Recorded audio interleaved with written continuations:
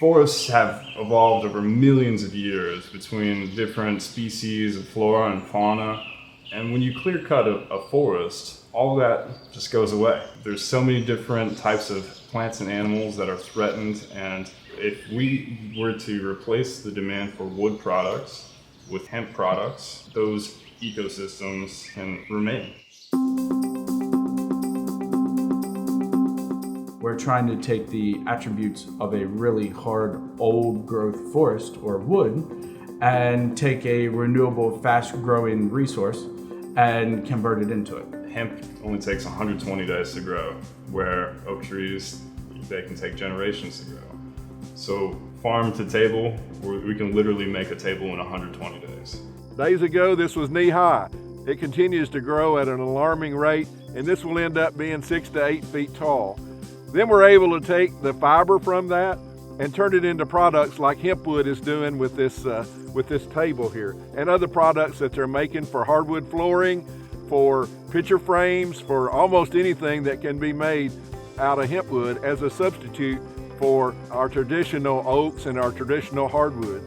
Being able to make something that is getting closer and closer to being sustainable and kind of fulfilling the green chemistry cycle, so to speak, is something that's going to become more and more important for us here in the U.S. and just globally because of all, especially all the plastic pollution, but even the pollution that we get from the common adhesives, thermosets that can't be recycled. So we deal with the old school fiber hemp, the stuff they used to make rope out of. It's this stuff. I mean, there's the hurd, which is the woody center, and the bast, which is the stringy outside. That's what you're gonna make textiles, rope, things like that out of.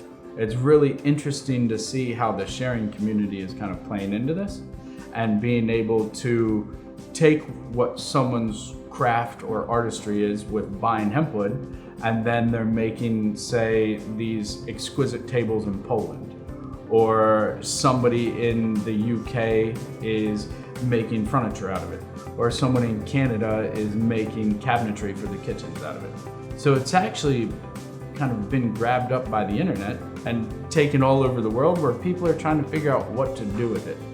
And the best thing we can do is just allow them to share it on our platforms so everybody else can see how it sands and how it cuts and how it turns and how it stains and how it coats. This has never been done anywhere in the world. We've designed and built everything we use in this process. We've adapted what technology we can from the bamboo industry. We've used agriculture equipment, other pieces of equipment from sawmills, paper mills, cotton industry. We've had to heavily modify existing tobacco dryers that were retired because the tobacco industry has declined. Nothing existed to do this, so we have to adapt everything, either make it from scratch or take something existing and modify it. The hemp is grown locally. Everything is sourced locally as much as we can. We try to keep everything within 100 miles of our factory here in Murray. And as the hemp industry evolves, we'd like to get everything closer and closer to our factory here and cut down on shipping and the logistics of that. Farmers need all the tools in the toolbox they can have. And if agriculture hemp adds another tool to their toolbox for economic opportunity, then that's a great opportunity to build the farm economy of our region. Kentucky led the nation in hemp production in the 30s and 40s. Why can't we do it again?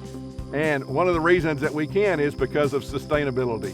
The idea is to end up having franchises of this go out across the world. This is going to end up being a replacement for tropical hardwood or even for your domestic hardwoods, and earning its place on the shelf next to oak, your maples and your hickories and your tropical hardwoods, and then you have your bamboos and your corks, and now it'll be your hempwoods.